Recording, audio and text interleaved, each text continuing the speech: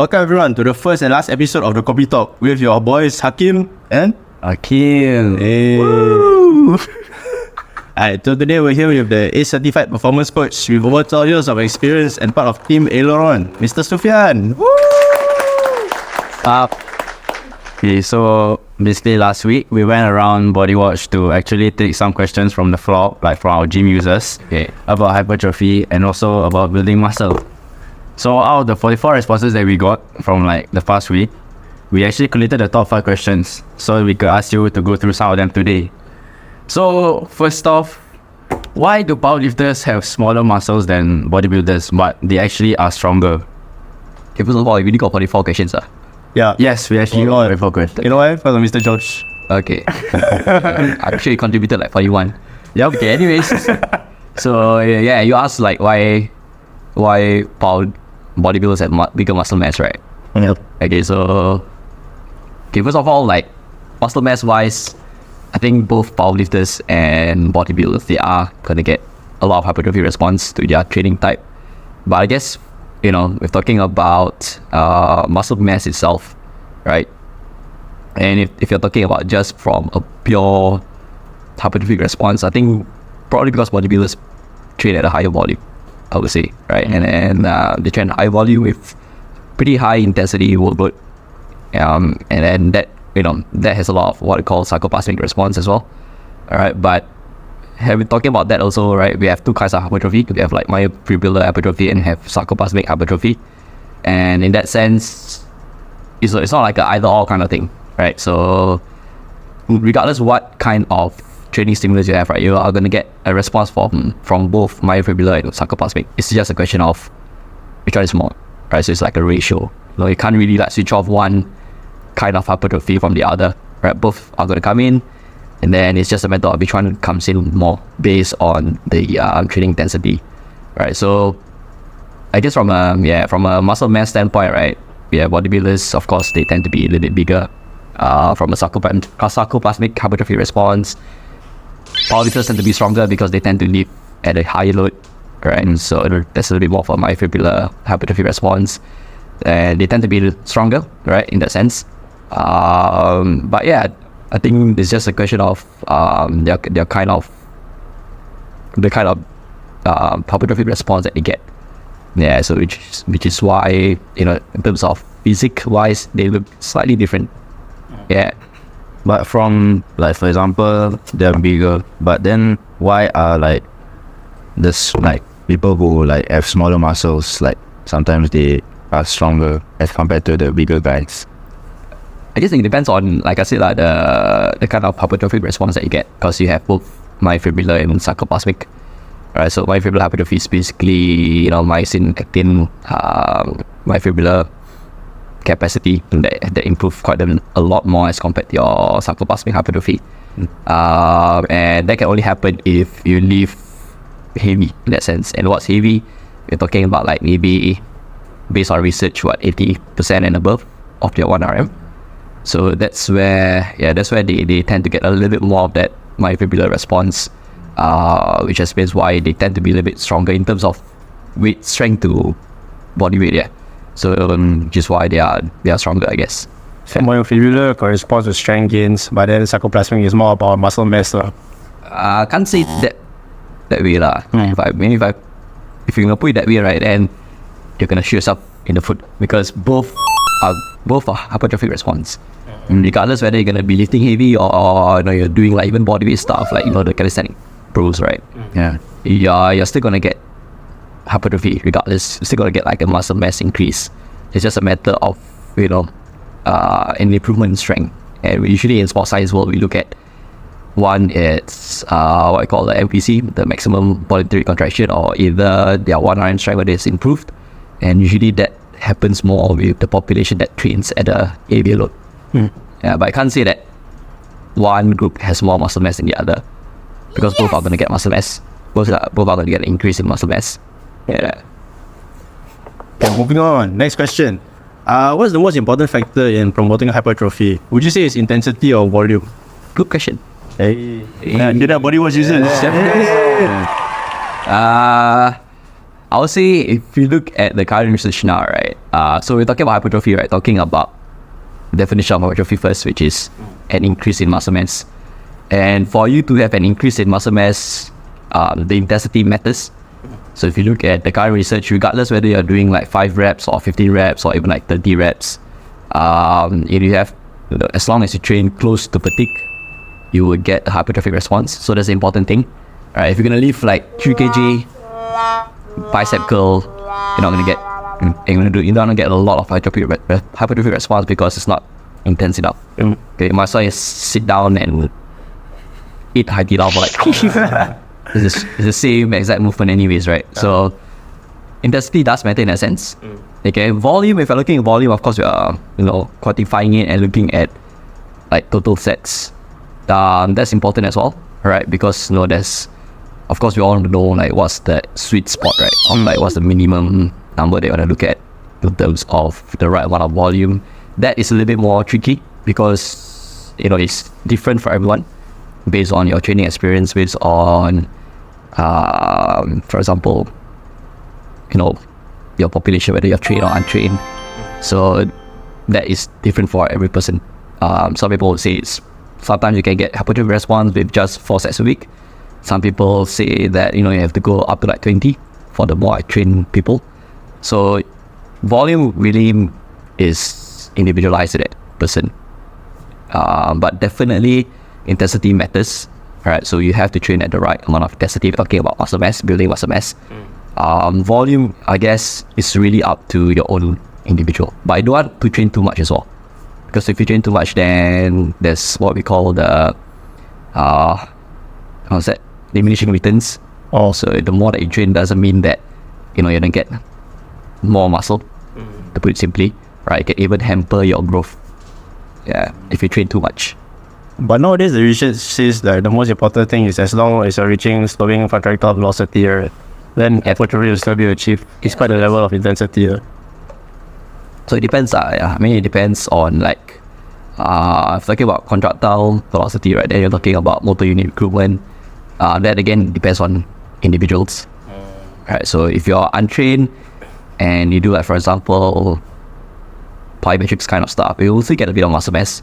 But if you're already trained and you do that kind of stuff, the intensity is not much to get a significant increase in muscle mass. But for the general population, right, what would you say is the range of intensity that they should be looking to? I guess it depends on their goal. I mean, if you look at some of the more popular training programs, right, if you are looking at someone who's new, they will probably say the range between 8 to 12 reps. Yeah, I think it's if you're going to be training close to intensity, right, I think 8 to 12 reps means it's moderate weight. So it's not super challenging in the sense that it's not going to be unsafe for someone who's going to be new to training. For example, if you've never squatted in your whole life and then start to do like 5 RM, that could be dangerous. Alright, so if you're talking about like moderate, if you're talking about someone who's new to training, right, that 8 to 12 is like the sweet spot because it's not that heavy for you to be unsafe, and 2, you're training just right at the sort of sweet spot without overtraining. Because if you're gonna do, for example, high amount of reps, right, then you have to talk about like fatigue mechanism, which I don't want to talk about it because it's not about today's topic. But then if you train too high of a volume, also you can get fatigue in that sense, which will impair your recovery, which will of course hamper your growth. So 8 to 12 seems to be the sweet spot, I guess. Think about it. Okay, next. Is mechanical tension or muscle damage or metabolic stress better to promote hypertrophy? Wow. Also, can you define each of the three? Because I don't think the audience in general knows. Damn. Man does his research. Yes. Okay, so the popularity of these 3 comes about like maybe, 10 years ago when this guy called Brad Schoenfeld talked about it in some of his research. Right, so you need mechanical tension, in your muscle. You need metabolic stress, which is a combination of metabolites inside your muscle, and then you have muscle damage, right? Which basically is what happens when you strength train. So yeah, back then it was those 3 that seems to be quite important for hypertrophy. But in terms of like current research, if you think about it, if you look at it, right, the more important thing out of the three is actually mechanical tension. Yeah, because there are examples where, where there's no mechanical tension but the presence of the other two exists, and then that doesn't result in hypertrophy. So, for example, right, let's talk about muscle damage. Okay, muscle damage can be even like a contusion. Right, so contusion can happen on a muscle, but that doesn't mean that it's gonna lead to hypertrophy. Right, so mechanical tension has to be present in everything. So what's mechanical tension? Is just basically the stress that you put on the body. So there's passive and active tension, right? So whenever you start to lift weights, for example, there's gonna be one motor unit improvement. There's gonna be tension in the body to basically overcome the resistance. Right, so that's important. So again, going back to that volume or intensity kind of stuff, right? The intensity matters because you want to be lifting heavy enough to the point where mechanical tension has to exist. So mechanical tension is actually the more important one out of the three based on current research, because there's also some fun research out there, that shows that with mechanical tension alone, right, you can produce hypertrophy. So like for example, there's one research where they basically put someone, the foot in like a dorsiflex position, right? And then, so it's like they wear some special shoe lah. So they get a person to be in a dorsiflex position, right? So it's maximum stretched out for like an hour. And what happens is there's actually muscle growth in the calf. Just on stretching. Just from stretching alone. So that tells you that mechanical tension is present. That leads to the hypertrophy. And then there's also evidence to show that, just metabolic stress alone or muscle damage alone, right? If it's present, it doesn't really lead to hypertrophy. So a good example is, I think in the 1970s, they have this chicken study. So they have like free roaming chickens. So it's quite mean. So back then there's no ethics in science. Anyways, so like the chicken, right? They have two wings, right? So one of the wings they actually cut off the nerve. So the brain can't set any signal to the wing itself, but then they sort of like put weight on that chicken, also on the wing, and then what happens is the wing also shows some sort of muscle growth just from the mechanical tension. So they strap the wing onto like some weights. So the chicken is like walking around with extra weights on that chicken wing. So yeah, that shows you that mechanical tension really plays a very big role there. Yep. So you hear that, guys? If you have small calves, there's hope for you. Yeah, but I gotta say for an hour though, so there's a lot of time. One of the users asked, right, does a frequency of 2 times a week per muscle group build more muscle than a frequency of training once a week? Okay, so it depends. The reason why I say it depends because training has what we call a dose response relationship. So the more that you do, the more results you're gonna get. Okay, in terms of like volume. But the thing is, how you spread that volume matters. So your question, right, it's very on the surface level. So what I mean is, there's a lot of studies out there where they look at the frequency of training, but what happens is they equate the volume. Meaning if you do like twice a week versus once a week, right, the volume is the same.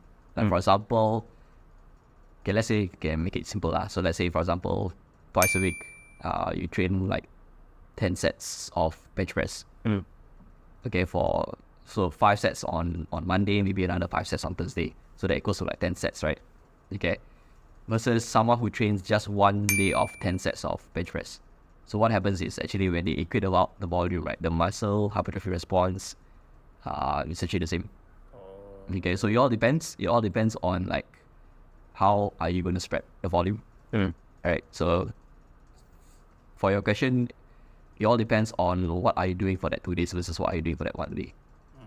Right, so if you can have more volume for that twice a day versus that once a week, right? Okay, for example, like going back to that example that I talked about, if they're gonna do 10 sets of bench press in that 1 week versus 5 sets of bench press for that 1 week, because they only train once a week. Okay, the person who does that 10 sets is gonna have more hypertrophic response just because the volume's higher.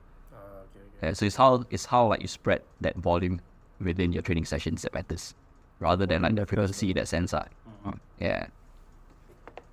So that actually answers the fifth question of what is the optimal set per week for hypertrophy? Optimal sets Yeah. per week. Okay, so side it's a bit tricky because the downside about this kind of like research, right? It's very hard to track. Like, for example, population that the sample size that you work with is gonna be difficult because the hypertrophy response for people who's trained versus untrained, elderly versus young is gonna be very different. So sometimes you have to be careful about like when you read research, right? Who's the population that you are actually looking at? Yeah, because they are gonna get different. They are gonna get like different results from that study. Okay, but general rule of thumb, based on what I know, like from some of the research that's out there, they're looking at like maybe 10 to 20 sets per muscle per week. Okay, so that seems to be like the more acceptable range for people. Obviously, the more trained you are, the higher volume you can go for. Yeah. Let's say, for example, if Hakim who is massive, right? You're very fine. And like Josh, alright, so maybe 10 sets is not going to be enough for him, right? Because he's trained. Maybe he needs a little bit more, like 18 sets, for example, 19. Okay, but for someone who's like totally new, then probably a lower volume can work, right? Maybe even like 8 to 10 sets. So there's enough time for that to recover as well. Because definitely, because they are still new to training, they're gonna need a lot of time to recover to just get sort of that recovery period for them to to make sure that they're not overtraining also. So it all depends, but seems like 10 to 20 is a sweet spot. Anything more than that, there's actually a lot of studies that also have done like super high volume, like 32 sets kind of stuff, and it actually shows that it actually reduces the hypertrophy response. Yeah, because it's too much, because you're not recovering enough. Yes. Yeah, and then as you get tired also, you can't really recruit as much motor unit, and that is gonna impair your hypertrophy response also. Yeah, So like above 20 sets is considered kind of junk volume already. kind of like Okay, so guys, that's it for the questions from you all. But we have a special bonus question from Mr. Sufyan today. Okay, so we want to know, and the viewers also want to know, is it true that if every decision you make, it either brings you closer or further away from your goal? I mean, yes, right. Explain further. Yeah. Could you explain the meaning behind The quote and why you chose it? This is deep. Did I say that? Yeah, on your A website. deep dive into the Aileron website. You love steak. Yeah, man. Say a lot of things in the years, like I know what I say, but True. I mean, like, we all make decisions every single day, right? Like, in our head, we're always thinking about like, what should we do? Is it A or B? Right? There's always an option of, there's always a choice to make in life, I guess. Alright, so, and whatever choices we make, I guess it's gonna have like a cascading effect. Alright, so for example, if you're gonna talk about, for example, losing weight, do you want to have, I don't know what's this, but then it's higher calorie than this, which is just Kopi. you all want to like what decision you want to make, right? I guess we all have choices in life, right? No one really holds a gun to our head, I think. So whatever choices that we make is definitely gonna lead us either closer to the goal or further away. Like even for workouts on the day where you feel tired, you can either go out and do something at a minimum level, even if you're tired, or you do nothing at all. Even if you choose to do something that is small, right, it's still gonna have like a compounding effect towards your goal. Because at the end of the day, whatever goals that you have, is all about for looking down the road. Is nothing that we made in life is about the next day. Alright, sometimes if talking about like, the bigger goals, at least, right, we're talking about what's gonna happen like 3 months, 6 months, or a year ahead from us. That's why they say you need to start with the ad in right now. Yep, kinda. Oh, Damn. hey. Okay, then guys, make the right choice and come down to Body Watch today. Yeah. One day or day one, that's up to you. Alright, where did that come from? Okay, guys, that's it for today's podcast. Thank you so much for Mr. Sultan for joining us today. So we're gonna plug his Instagram accounts. You can follow him at the Sports Science Guy over here. Somewhere there. And please view his gym Instagram account at Over here. Yeah. it's one here. Okay, we'll catch you next time hopefully in LWM. Bye bye.